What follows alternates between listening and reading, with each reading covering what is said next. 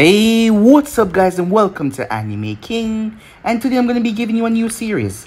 What if Naruto was an elite Blue Eye Uchiha, guys? Remember to give this one to 100 like as usual. If you enjoyed the 1C part 2, go ahead and comment down below and tell me if you want to see part 2, guys, and I'll be posting that as soon as possible for you guys to enjoy.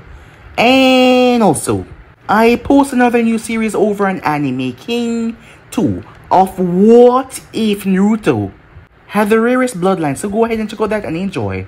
And also guys, I post a brand new episode over on Anime King 3 of What If Naruto Awaken. They're in the 10 seconds, so go ahead and check out that and enjoy. And link will be down in the description for you guys to enjoy. So yeah, without further ado, what do you say begin this new episode? Start the intro.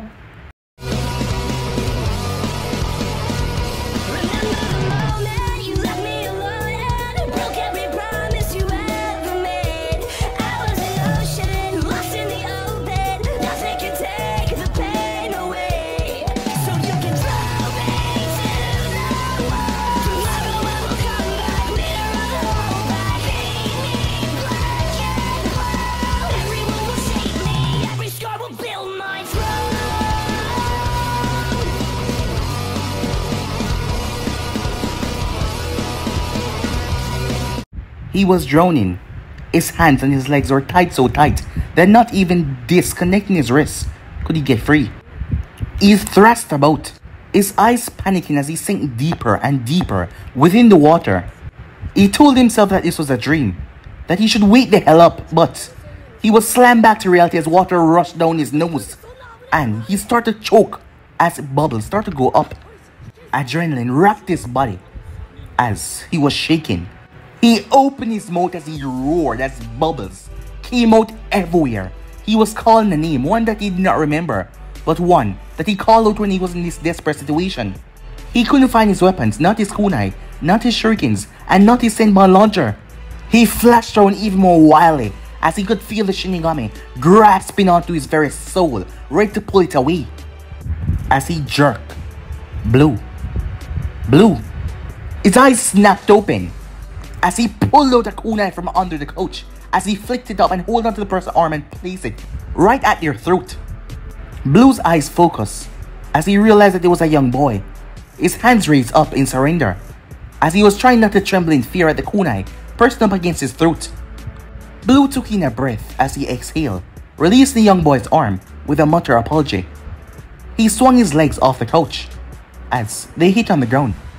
As he returned the kunai back under the cushion, as he ran a sleepy hand through his hair, the boy eyed him for a moment as he rubbed his hand at his throat where the blade nearly bit into him. "You fell asleep watching the TV." The man didn't answer, he only yawned. The 7-year-old kid called to him again, "Blue." "That is Uncle Blue to you, Itachi," the man said. As he got to his full height, 6 feet and a couple of inches, as he had a lean stamina, one that was meant for running for very long miles, and was meant to transport a lot of cargo with him, and he also had a mysterious presence about him. Blue walked as he ruffled Itachi's hair. "Can't sleep?" As he walked in the kitchen, as Itachi followed behind him, as Itachi, acting like almost getting his throat sliced open, didn't face him, as he hopped onto the kitchen counter. "Can't sleep," he said. He huffed as he opened the cabinet and brought out a loaf of sliced wheat bread. "You're lucky that this isn't a school night, kid." Or, said Itachi, "You would knock me out?" Blue turned towards Itachi as he smiled. "Yep." As he handed him a slice of bread as he went into the pantry looking for strawberry jam. "Your parents entrusted you to me for the weekend so they can have their wedding anniversary in Snow Country." Itachi nibbled on the bread as he watched his uncle prepare a sandwich and gave it to him. "No, their first choice was to give me to Lord Minato and Lady Kushina. Dad think that you're a flight risk, and Mom think that you're unstable." Blue chuckled as he ruffled Itachi's hair. "Even for a kid, you're too honest, Itachi." Itachi raised an eyebrow. "You're not mad your sister think that you're unstable." Blue simply flicked him in the forehead. "Eat your sandwich, kid," he said, as he looked at his wrist and checked his watch. 11:49 p.m. Way past Itachi bedtime. He simply shrugged. It was a Friday. No harm, no foul. As Itachi finished eating his sandwich, "I don't think that you're unstable. Blue, he said. Uncle Blue, Blue said. Yeah, Uncle Blue, said Itachi. Blue set a pot to bubble on the stove, with the water inside, as he chopped onions, green pepper, and chili. As he washed a few fresh tomatoes and sliced them up, diced them on the board, he then slid them into the pot on the stove. He waited for the tomatoes to properly boil in the pot, as he poured in some salt and some other condiments. As he then waited, he then poured in everything that he had sliced up. Itachi was staring at him cook, memorizing each ingredients and the order which he added them in. Out of all the things his uncle could cook, this was one of the easiest, straightforward, and didn't take long. As Blue turned towards his nephew and asked, "Why not?" he said. "Well, you don't have anger problems like my dad, and you're a pacifist like me," said Itachi. Blue laughed as he walked past Itachi, as he went into the pantry, as he came back with a box of rice. "I have killed more people than you can even begin to imagine, kid." "That's not what I meant," Itachi said. Said Blue, as he set the rice after washing it on slow boil. "I mean, you don't like fighting, and you don't like watching people fighting. I've been watching you, weirdo," said Blue. "It's not like that," Itachi said, his cheeks becoming a bit red in embarrassment. "Idiot," he said. Blue laughed as he came over, as he rubbed his knuckle into Itachi's head. "Come on, stop," Itachi said. As it made Blue laugh even more as Itachi pushed him back. He tapped Itachi in the forehead with his 2 fingers. "There isn't a logical reason for people to fight, except for training purposes. I prefer to solve my problems without getting into conflicts." But his eyes then shifted and twisted and turned into a strange, peculiar, unseen version of the Sharingan. While others had black Tomo, Itachi's uncle had blue Tomo in his. 3 blue Tomos, a small dot in each of the eyes, as they turned a chilling shade of black. Itachi knew that his uncle was the only one that had those special eyes. Everyone else was the same, but his was just different. "If my superiors say that I should maim, torture, or kill someone," he shrugged, as Itachi instinctively activated his 1 Tomo dojutsu. "No questions asked, I got the job done. Get my money and come back home." That was why Blue body count was up to the thousands, and his net worth rivaled Minato Namikaze, even though he was only 20 years old. He was an immense, valuable asset in the Third Great Shinobi War. So much so that he was shifted to a different command tent like every month or so, and he also went to help their allies, like the Sand, who was pinned down most of the time. That made Blue the Uchiha a well-traveled man. He had been to many places, talked to many people, even though he had been paid in full for every single head. After the war ended, when the Stone realized they could no longer keep it up, as they were losing like crazy, and if they kept this going, all of their men would be killed. Blue took himself to the hospital for therapy after everything was over, to unpack years of mental trauma. After all the things that he endured, the things that he did, his skills, how he utilized them for the safety of the village. He was 18 to 19 when the 30-Year War ended, really abruptly. That was why his sister thought that he was unstable, Naruto Uchiha, given the nickname Blue because of his strange Sharingan. His sister wanted him to stay in the Konoha mental institution and take full therapy to get his mind under control after every single thing, every mental scar that he has went through in the previous war. But Naruto didn't want to stay in a psych ward. He took himself to therapy, and he had thoughts, but staying in a psych ward, that was not for him. 6 months after the war, he started to take high, B, and A rank missions. Not that he needed the money. After all, he was set for the rest of his life. Being a ninja was one thing, but doing what he did was a special thing altogether. "Tell me a story, Blue," said Itachi, bringing Blue out of his thoughts. He huffed, "Uncle Blue. If you can't at least call me that, you can call me Uncle Naruto." "Uncle Blue is fine," said Itachi. "You already know all my stories," said Blue. Itachi lifted his head. "You're supposed to be some prodigy, are you?" "I think you're too old to hear my stories," said Blue, as he went back to the pot. "Shows what you know," Itachi said. "I'll tell you one later. Go and set the table." Itachi rolled his eyes as he jumped off the table and headed to the dining room. The person with the only blue Sharingan in the world simply smiled. He didn't really mind the way his sister or Fukaku thought about him. The Uchiha clan really didn't understand his way of life, After all, Blue the Uchiha was a anomaly that no one really understood. Time skip. Naruto Uchiha, known as Blue Uchiha, a nickname because of his strange blue Sharingan. He is a Takabitsu Jonin of Konoha, and he's a brother-in-law to Fukaku Uchiha, the clan head. He had a messy set of black hair with a long small stripe of blonde running down, and his teeth were unusually sharp.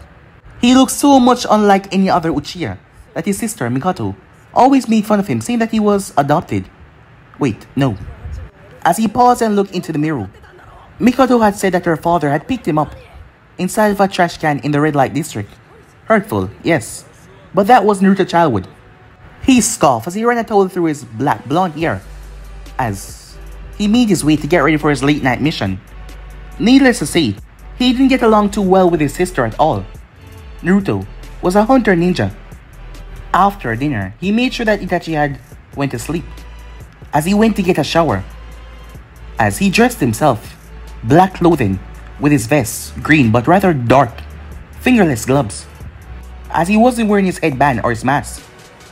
As he put on his handband launchers, using his Sharingan to make sure nothing was amiss, he smiled as he clipped them on. He deactivated Sharingan as he got to his feet. He flexed his hands and rolled his shoulders, making sure there was no tightness in his body and that his clothes didn't hinder his movements. Good. He exited his room, making sure to lock it shut and seal it at the same time. He crossed the hallway and looked into Itachi's room as he watched the boy breathe peacefully for a moment. Naruto was about to close the door when the muffled voice of Itachi could be heard. "Don't close the door." Okay, he said with a small laugh. He left the door open a little bit, allowing the light from the hallway to beam inside. "You know where the food is? I'm heading out." "Yeah," he said, his voice filled with sleep. Naruto promised himself he would make fun of Itachi's sleeping voice when the child was awake. As he walked through the house, stepping out of his apartment, closed the door behind him. Time skip. Top floor, room 42. Lilazen, escort service. At a town 5 miles away from the Wind River country border, a woman sat in front of her dresser. Her name was Nanamai, as she was putting on her makeup. Her last customer was a very short man who wanted her beg and cry for mercy. And she wanted to decline and kick him out of the room, but her matriarch would cut her weekly earnings in short if she did what she actually wanted to do. She huffed as she ran a brush through her hair, perfectly smoothing her brown hair down as it ended right at the tip of her chin. She wanted to be an actress when she was younger, but her parents fell into a bad debt with the Yakuza and sold her off to pay that debt off in the height of the Third Great Shinobi War. And if she was still alive after her huge debt was paid off, they would get her back. The pay was shit and nothing really went to her. Straight into the Yakuza boss's pocket as she spat hatefully away from her dress. She had only been able to eat when she went on dates with her customers, and only then she could only eat the way they wanted. She had to eat dainty if they wanted, or if they wanted she had to cram the food down her throat without savoring any bite like an animal if they wanted. She was their best girl. That was why she had one of the rooms on the top floor, and yet she was being treated less than a human being. She rubbed the sides of her head. She was a debt slave. She should be thankful that she get to eat at all. The whole country was being run by the Fire Country Yakuza, and most of her clients were always from there. Suddenly, there was a knock on her door. She hissed out a curse. She wasn't ready. Those choke wounds on her neck from her last visitor was still there, and she needed to conceal them properly. Standing up from her chair, she made her way, as she was wearing a short purple gown. As she opened the door, she stepped back as she swallowed thick. A 7-foot tall man with large muscles as he narrowed her eyes as he saw her in her rather short clothing. He was breathing heavily and his fists were clenched. Veins were popping all over his body. He wasn't wearing a shirt, just a short black pants. He shoved her back as he ducked under the door, locking it behind him as he started to undo his buckle. His voice was as deep as she thought it would be. "Get on your knees," he said, "and say ah." Her body was shaking and it didn't want to listen to her. As that made the man get angrier, he grabbed her by her hair and lifted her off her feet. "Do you hear me, bitch?" he said, as he tore her gown off. with one single hand. More than anything in her life, Nanami was really beyond afraid of that thing. Meanwhile, several hundred miles away, lying down in a sand dune, Naruto was looking through a scope. 6 feet long, it was made out of metals, plastic, and rubber in some parts. As he looked at the man that was in the process of taking advantage of the woman as she was shaking in fear, he pulled out a piece of paper in his pocket and looked at it, confirming the man's identity. His Sharingan flared to life. His mind was going on about the wing speed, the air current and everything as he loaded something into his contraption. He closed his left eye. Focus. As he released a breath, there was a sharp burst of air from the launcher, and the needle break through the air at breakneck speeds. Meanwhile, Nanami was screaming in pain as the man was doing everything in his power to make everything just more uncomfortable before she heard a wet squelching sound, and the man went still like a log. His head then leaned over.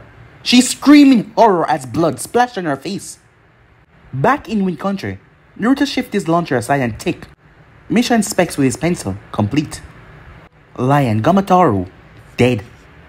His target was a waterfall mixing ninja that the Fire Country Yakuza had recruited.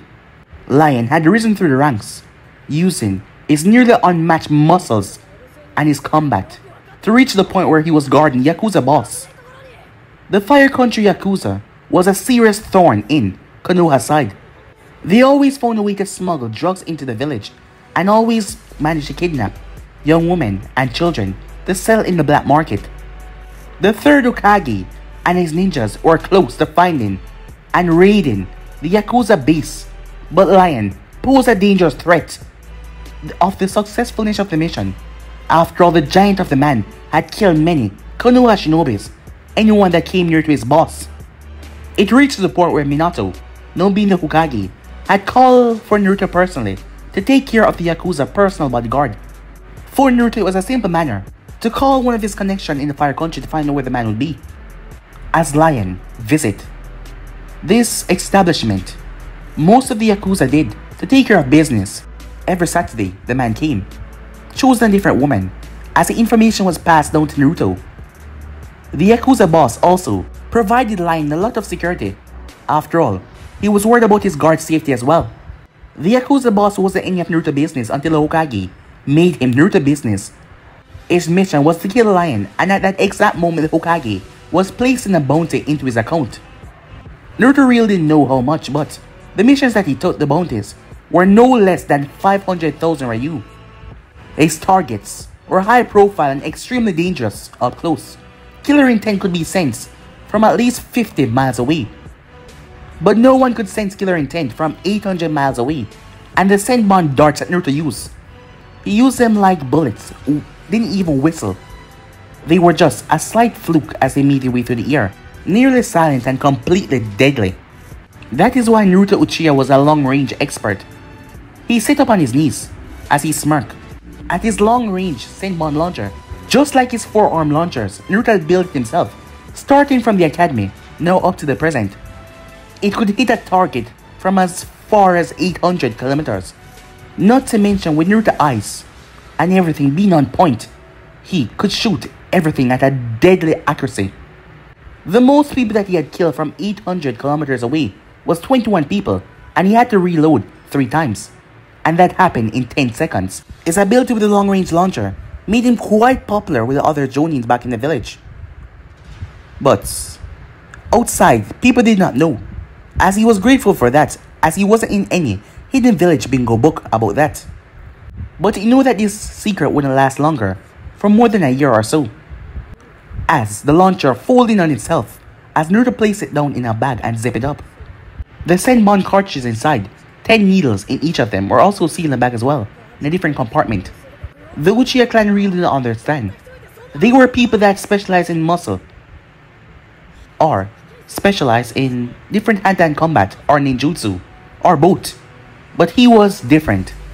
The older generation could not wrap their head around it.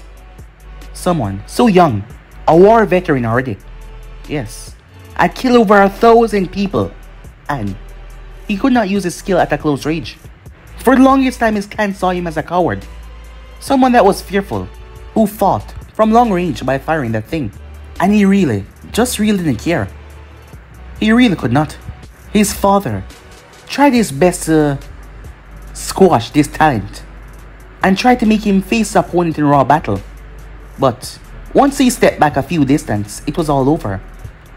Throwing a kunai that looked like it was going off target with another one right behind it in the shadow to cling off the first one, as the first one was turned back in the direction, killing, piercing through his opponent's neck. And it wasn't even that he was bad at ninjutsu, taijutsu or genjutsu. After all, he was 20, he was a Takemitsu Jonin. All of his skills were at Jonin level. Well, his clanmates were coming to understand that. After all, it took him breaking Fukaku's arm up close to show them that he was dangerous in close combat as well. His sister Mikato didn't seem to like it at all, but Itachi had found it funny. It had happened on Itachi's 6th birthday after all. Thinking about that day brought a smile to his lips as he enjoyed hearing his sister's husband squeal in pain as the cold wind hit him. As Naruto reached for his jacket and unsealed it, as he covered himself as the seals inside started to warm his body, he then saw a bonfire. As he heard noise, he heard the rhythm. It was a celebration, a party. As a smirk came to his face as he made his way towards that direction. Time skip. The Seiko people was a clan of desert dwellers. Naruto once traveled with them during the war when he was making his way towards grass country for assignment. It was for a short time, and he was 15 and he enjoyed his time with them a lot. Coming to a stop in front of a tent, Naruto waved to the old woman as she was sitting on a stool in front of the tent. She was dressed in thick clothing with different colors all over it. This was kind of clothing these people wear. The woman beamed as she waved to him. Hey there. As Naruto gave her a respectful bow, he then turned his head as he saw the man playing drums over there, people dancing and enjoying themselves. The woman squinted her eyes. Have I seen you before? Not hearing her question because of the loud drums, Naruto asked, what's going on? As the woman scratched her chin, trying to remember who she was speaking to, but she answered, the chief's son is marrying a girl from the sand. She's so pretty. As she pointed, as Naruto saw the couple in their white clothing.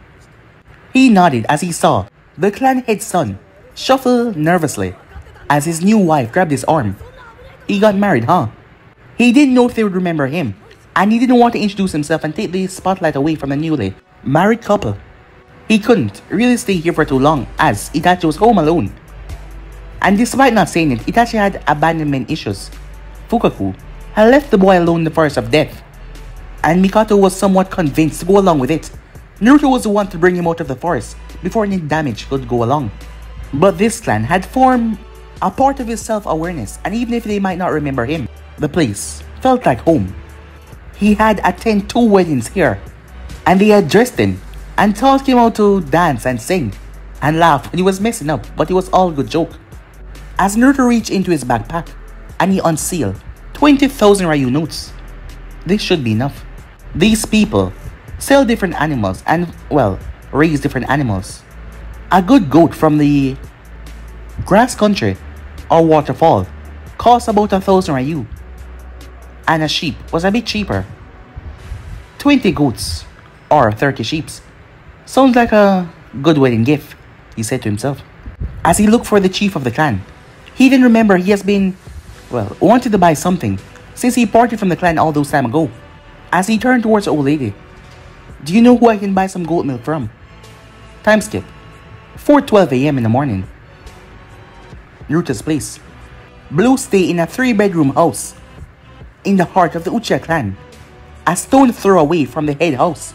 There was a living room connected to the parlor. He had a basement downstairs. There was a storeroom in the kitchen and another storeroom in the back of the house, different from the small shed in the backyard. Going upstairs, there was 3 rooms. 2 of them were well furnished, one for a visitor and one for him. The other one was his work area, while there was an attic with his memory, things from his childhood. As he made sure that everything in his house was up to date, like having a television that didn't look like a exploding device, a lawnmower, and everything. He wasn't much for gardens, so he just paid Jennings or Itachi to mow his lawn every once a week. One thing that set him aside from the others was that he was loaded. He didn't speak about how he had 2 bank accounts, One in the National Bank of Fire Country and the other one in the National Bank that was in the Iron Country. His reasoning was, some of the place that he went to doesn't really deal with Fire Country. Iron Country was neutral on the other hand, so people always dealt with them. Not to mention he was also silent partners in businesses. He had 2 accountants, and he knew both of them for a long time and they could be trusted with his money. As he came inside, as the door locked behind him, he made his way as he heard the bathroom flushing the toilet. Itachi was awake. The boy didn't sleep longer than 3 hours, as he even think about lacing the boy food with sedative to make him sleep longer, as he really didn't like those sleep bags under his nephew's eyes. "I'm home," he called out, as the person turned on the tap in the bathroom as Naruto made his way. "I brought some sweetened goat milk," he said. He mostly bought it for Itachi, as it was in an animal skin satchel, as he wanted him to experience things outside the village as well. Different palate, different tastes. Some people would worry about the cleanliness of the milk, like his sister, and another old friend of his, Inuichi Yamanaka. But he always told them it was purified of any harmful bacteria. He was there as he watched them clean it and sweeten it and provide it to him to taste. It was the best milk he ever tasted in his life. Nothing could literally compare to it at all. What helped with the taste was that he was surrounded by such nice people who told him stories and listened to his own. The bathroom door slammed as it brought on a memory. Bang! A 13-year-old Naruto kicked the door open as Kakashi Hatake, 13-year-old as well, and one Yujeu Uzuki, 13 years old as well. They were currently the 3 Blaze members of Konoha, active guard in Water Country, as they had reclaimed 20 miles of territory from the Hidden Stone while the main force stayed away several miles away, prepared to charge in once they got the okay from the advanced group. He was supposed to provide cover for Kakashi, Yujeu, and not to mention their medic, Karino Abermi. They were currently in one of the Hidden Stone transport center, where they use it for transporting information and weapons and all things. There was even some reports saying that this building was used to interrogate, capture Konoha shinobis. The stone shinobis did not show mercy at all, but even though he wasn't really in his element, he was still able to provide backup from the front and back from back as well as he moved in between. As Yujiro and Kakashi went left and right, Blue was unstoppable as he made his way. His Sharingan blur as he twists and dodged and attacked ferociously. As he twists and turned, by the time he was done, 10 ninjas fell down as all of them were dead. He then turned and fired with his hand as a senbon came from his sleeve and shot right through the skull of the ninja that was trying to sneak up on the medic. He then pulled out the launcher out of his back. "Kakashi," he called, as he then pulled the trigger. Kakashi ducked as the man with the axe was impaled right through the chest as he fell dead. "I had him," said Kakashi, as he pulled out 2 kunais. As a female ninja came towards Naruto as he dodged her kicks, he then slipped as he slid right between her legs. He appeared behind her. He stabbed her right in the back. He placed a kunai in her throat and ripped as she fell down. "Did you hear me, Uchiha?" "You're welcome," said Naruto, as Blue used his launcher and blocked a katana strike. As he kicked right on the man was rather large. He used the man to flip behind the medic as he fired 3 launchers. The man blocked the first 2, but the third one exploded into smoke. Blue leaped on the wall as he launched himself. Karino Abermi, she heard a chilling sound before she heard a gurgle as something slammed to the ground in the smoke that her teammate Blue had just jumped into. "Why am I even here?" she said. "You are our..." Blue ducked as he came back up and stabbed the man 5 times in his chest, a kunai. "Team medic," he said. As she was special, she could use her bugs to heal. She wasn't really a fighter. Besides, Kakashi is gonna get himself injured any moment now. "I'm out of my element here. I'll probably be next," he said, his tone sounding rather amused as he spoke. The girl scoffed and made a reply, but Yujiro then cried out, "Blue!" as she took off a man's head with her clean, precise swipe. "They're retreating. I found a tunnel," she said. "It could be where they were keeping our captured comrades. Seeing that you're not using that tunnel to escape, head in. I'll be right behind you." "Kakashi," he shouted, as Kakashi was unoccupied because the 2 ninjas were running, but they would be picked off by the, army waiting outside for them, the main army. Bring up the rear. I'm the one leading his team. You don't get to make the orders, Uchiha, said Kakashi. We don't have time for this, he said. As the medic went, and Naruto went behind her, as his eyes scanned over the entire area. Either you're with us or you're not, he said to Kakashi. As the group made their way through the tunnel, what they saw would stay in their minds forever. Human beings kept into dirty cells. It was not tall enough for them to stand up. They were hunched over. A few lamps, showing the bloody and muddy face of the Konoha prisoners. As Naruto gave the order for Uchiha and Teruno to stay back, as he opened the cells as Kakashi was yet to catch up, the medic would heal them, and he gave Uchiha ration bars to give to them. The moment these doors were opened, the people then fell over. Their bodies were being held up by the cell. They looked like skeletons, like they haven't eaten for a long while. It will take them months of physical therapy to correct their postures, because they have been hunched over like that for a long while. At the end of the room was a interrogation room. There was only one person inside, slumped over on the chair. His ankles and wrists were strapped down, seals on the straps that drained the person's chakra, and a metal slab around his stomach that held him back. He felt like he wanted to puke. The man's eyes had been burned out of the socket by pokers. There was a fire nearby, which they used to hot the pokers to stab it through the man's eyes. His fingers were nailed down to the chair, except for his pinky finger that was sawed off, it seems, as he saw a rusty kitchen knife over to the side, and some other tools that were used for torture. And it was not only this man's blood that was on them. His nose had been cut off. The right side of his head had been literally burned to the point where you could see the top part of his skull. He didn't have a shirt on. There was the words "leaf scum" and "filthy pig" carved in his chest by something really hot, as it left a rather nasty burn mark. His teeth had been pulled out. The man coughed as Blue saw that he was dying in a moment now, but how? How was he still alive? Teruno, he yelled as he unstrapped his arms and wrists, not sure what to do about the nails that were driven into his finger. Teruno! I ain't talking. I ain't talking. I ain't talking. The man repeated those words over and over like a broken record. His tongue was jaggedly cut from the tip, straight down. That is why he had this lisp when he spoke. Teruno, Naruto called out. Goat milk? Naruto was snapped from his thoughts as Itachi came down the stairs. As the world returned back to normal, taking him out of the horror of war. Sweeten, goat milk, said Naruto, as he stored 4 of them in the fridge, leaving one out. Cow milk isn't enough for you, huh? Asked Itachi. He took it and threw it towards Itachi, who caught it. Just try it.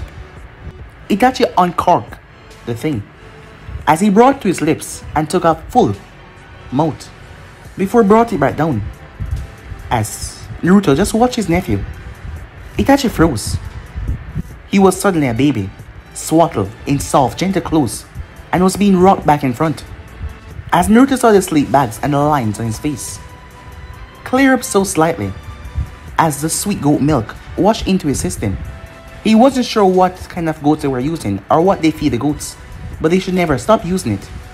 As he laughed a bit, as Itachi leaned up against the wall. I take it that you like it. Itachi nodded as he drank another mouthful as he slid down the frame, sitting on the floor. This time, he took his time drinking it, savoring each taste. We can make it into cheese. We can make it into yogurt. The sweetness inside of it isn't artificial, so don't worry about how it would taste when it is turned into cheese or butter. I'll show you how to do it, and when you're older, you can make it yourself. Where did you get it? Asked Itachi. Suikuyu clan, said Naruto. I'm pretty sure that I told you. 200 Ryu for a gallon. It's way cheaper than houses sell in the sand, where it is 500 for a gallon. I need more, Itachi said. That's a gallon of milk, said Naruto. He paused as Itachi placed it down as it was empty. You know what? As he came down, as Itachi was squeezing the bag for the remaining drops. If you get into your class top 3 at the end of the semester, I'll give you all the goat milk that you want. Itachi groaned as he threw it to the side, the empty bag.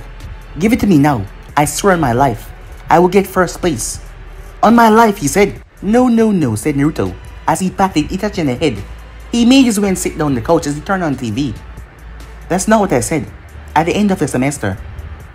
For now, you have to make do with the milk that your mother buys.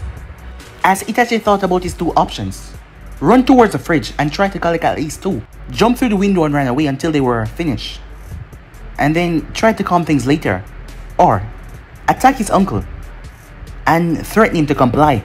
But those two plans went up in flame when you remember. His uncle was a, well, perfect shot. He could probably hit him in a senbon not even looking. Not to mention he was a special jonin, seeing that he specialized in the hunter era. And he was, well, 4 months into the academy. He wouldn't make it.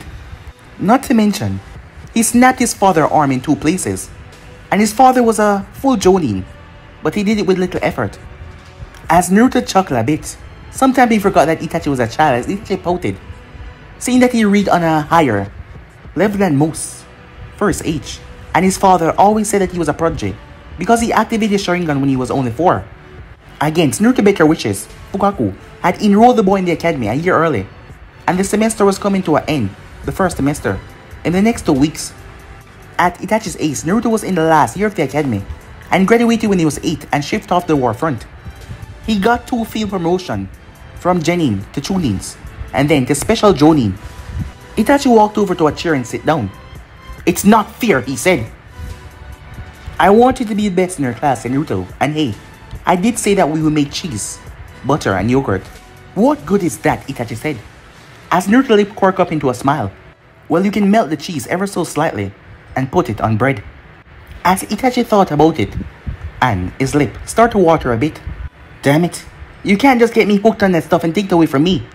"It's not fair," Itachi said, as he turned towards the TV. A old samurai move from Iron Country was playing. "It's really not fair."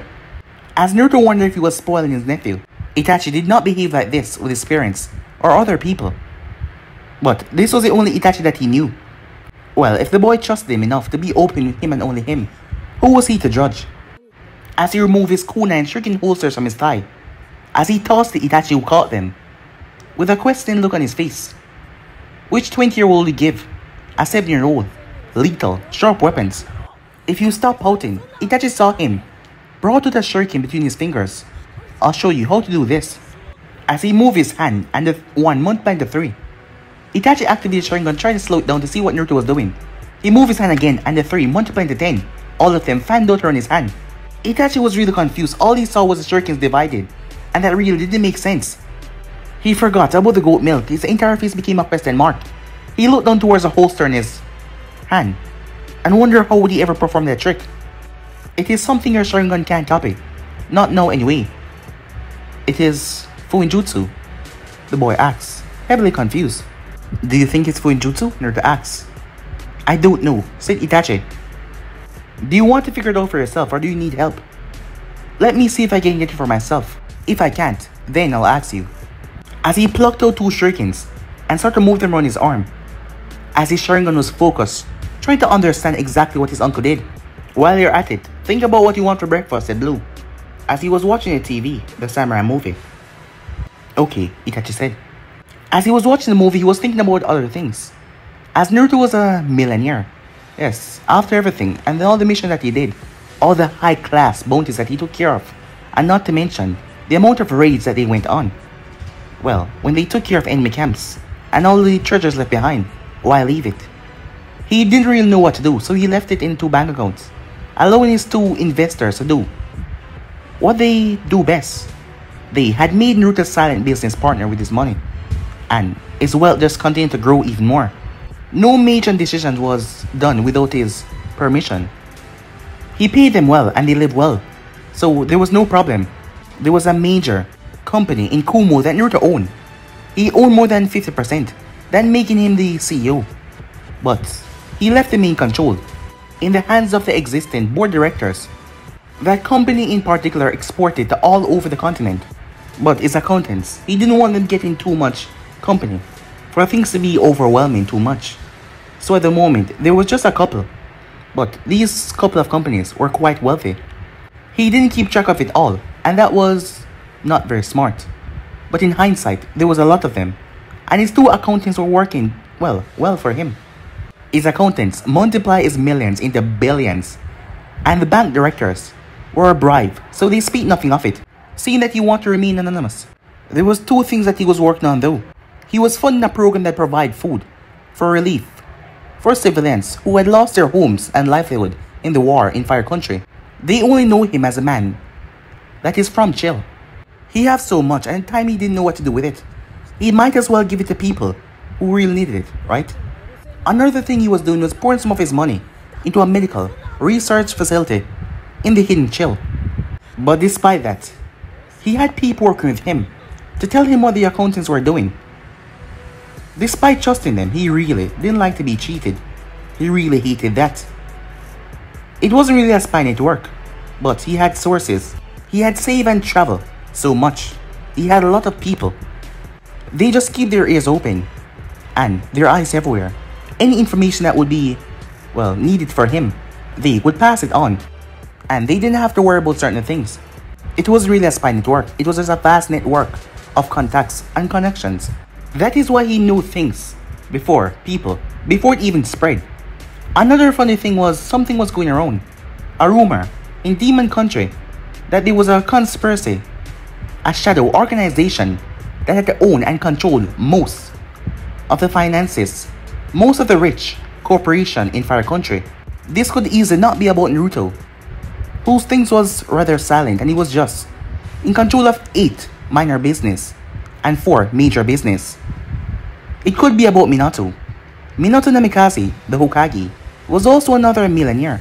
He was 5 years older than Naruto and in the same age group as his sister. He didn't limit himself at all, but he took place in anything that could rack him up money, as he was too late to hide his money.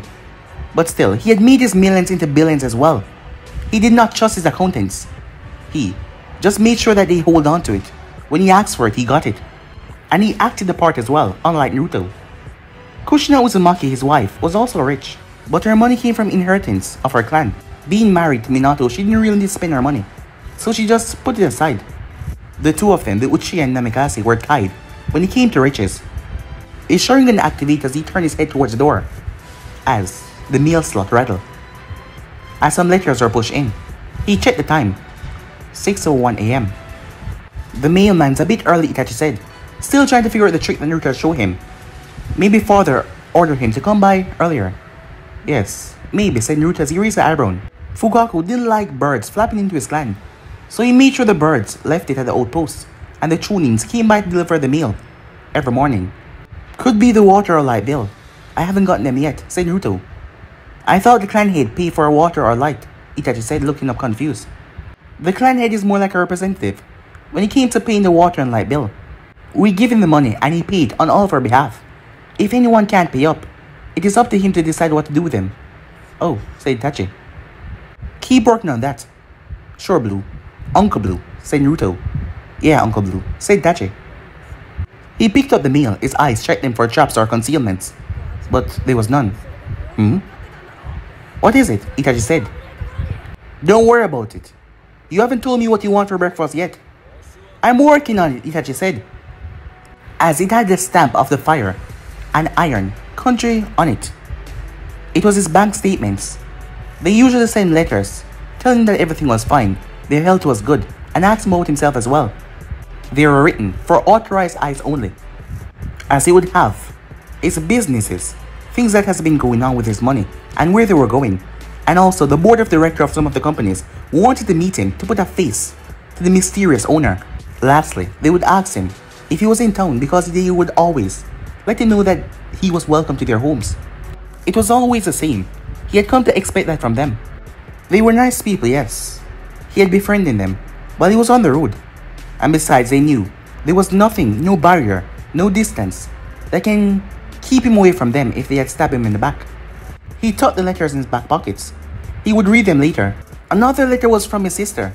She wasn't used to use a phone yet, as she wanted to ask about Itachi, making sure that he wasn't staying up late, and to not rub his instabilities on her child. She also mentioned that she and Fukaku would be returning the next day, instead of 2 days, cutting their anniversary short. Their reason being, she couldn't leave him for prolonged periods of the time with her child, not when they had another one on the way. When she received a return letter, It just had his home telephone number, and underneath that, the word bite me. He didn't get along well with her, but she was still his sister. They did not take offense at their insults. Neither of them did. The last one wasn't an envelope, it was a scroll. He rolled it open as his eyes scanned it, as pure rage took over, as he was pissed off to what he just read. He made his way to Itachi, tell him that he'll be going out for a while. As he headed off, Itachi still trying to figure out what Naruto did with the shurikens. Time skip. Minato barely got himself settled down in his office chair as he heard commotions on the other side of his door. The door slammed open as Naruto stormed in, his eyes blazing. "I'm under surveillance?" He slapped the open scroll on Minato's desk. On the scroll, clear as day, was official orders for Naruto Uchiha to be classified as a A rank flight risk, to be watched all times, stamped by the Hokage, the official Hokage seal at the bottom. Minato looked at the document, then he looked back up. He didn't even claim that the document was forged. His signature, the Hokage seal, could not be forged. He motioned for him to calm down as the envoys and chonins were all around the room, as they were trying to calm him, and they were all tensing from the way he just barged in. "Let's all just settle down," he said, waving his arm for the others to leave. "Now, Naruto." "Why the hell am I being watched?" Naruto said, cutting him off. "Sit down, Naruto." "Answer me, damn it," Naruto said. Class A was for people who was still in the active shinobi forces that were mentally and physically unstable, to try and even hurt themselves, and to be watched at all time to think of as threats. Minato calmly leaned forward. "Aside from the fact that you continuously refuse to give us the schematics for crystalline, so we can mass produce it for a village." He was talking about Naruto weapon, that is what he called it, crystalline. "I told you before," Naruto said through gritted teeth. "Once my launchers are mass produced," he said as his teeth were grinding, "sooner or later they will fall in enemy hands. After that, the untrained will get them, even such as kids or crazy people." He couldn't claim to be an inventor that much, but he was the one who designed and created his forearm launchers and his long-range launcher as well. "If your inventors can't come up with how I make my launchers, then I think it's best to not arm anyone with it," said Naruto as he stepped back. "Our friends are worried about you, Naruto." "Oh? So they're in on this as well? What, they think I'm crazy?" "The war changed you." "It changed all of us," said Naruto, cutting him off. "None more than you," said Minato. "We all see how hard it is for you to forget. We only want what is better for you. So you classified me as a Class A madman," said Naruto. Minato nodded. "Your launcher and your dojutsu make you more and more dangerous.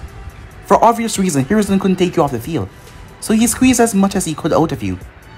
"I can't believe it. My own friends think I lost it." "I'm not crazy.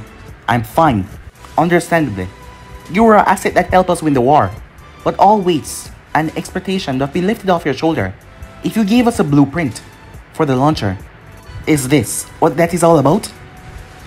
"Well, I'll not give you a single thing, even if you order me," said Naruto. Minato got up. That right there is one reason I decide to make you a Class A threat. Your inability to listen to orders. Because you're an asset, that doesn't mean that you're not disposable. As Naruto tilted his head to the side, as he raised the eyebrow, "What is that supposed to mean, Minato?" he said. "Daylight, Sagittarius," Minato said as Naruto paused. His knuckles cracked. His eyes hardened.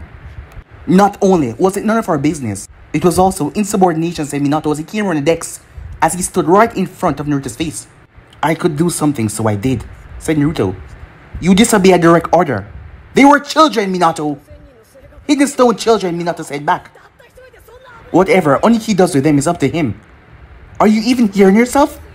"Are you?" said Minato. "You had one job to do, take them all down, but you messed that up."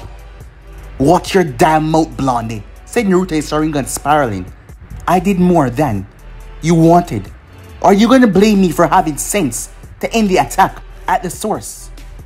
"Don't forget who you're talking to, Naruto," said Minato. Naruto paused as he closed his eyes and cracked his neck. His eyes returning back to normal.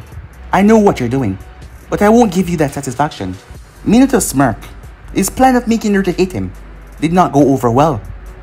After that, you'll be arrested, his asset seized, and the launchers will be covered. Something that Minato's been vying for. I won't call off the order, Naruto. As Naruto turned and started to walk away. We only want what is best for you, Naruto, he said. Kushina is planning to get together tomorrow night. She wants you to be there, Naruto. As Naruto paused. Sure, he said. I'll be there. And with that, he left the room. And yeah, guys, I'm going to be ending this right here. If you want to see part 2, go ahead and comment down below and tell me if you want to see part 2. And I'll be posting as soon as possible for you guys. But I'm off now. See you guys soon. Peace.